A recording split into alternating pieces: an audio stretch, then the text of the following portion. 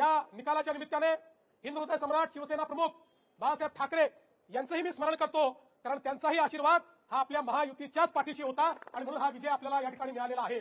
आणि आज खरं म्हणजे लांब लचक भाषण करण्याची आवश्यकता नाहीये, पण एक गोष्ट निश्चित आहे की ज्या मुद्द्यांवर आपण ही निवडणूक लढलो त्या मुद्द्यांना लोकांनी प्रतिसाद दिलाय आणि पुढेही आमचा अजेंडा हा विकासच असणार आहे.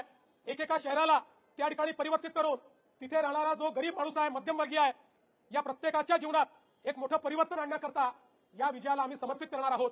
आणि हे सगळं करत असताना निश्चितपणे ही गोष्ट सांगितली पाहिजे की शेवटी आमचा जो कार्याचा आत्मा आहे, आमचा जो विचारांचा आत्मा आहे, हा हिंदुत्ववाद आहे. हिंदुत्ववादी आम्ही आहोतच, याबद्दल आम्हाला अतिशय अभिमान आहे. आणि या हिंदुत्ववादाच्या माध्यमातून खऱ्या अर्थानं हिंदुत्व आणि विकास यांना वेगळं करता येणार नाही. आणि म्हणून मला असं वाटतं की आज हा जो काही आमचा आत्मा आहे, या आत्म्यानेच आम्हाला जनसामान्यांपर्यंत पोहोचवलेला आहे.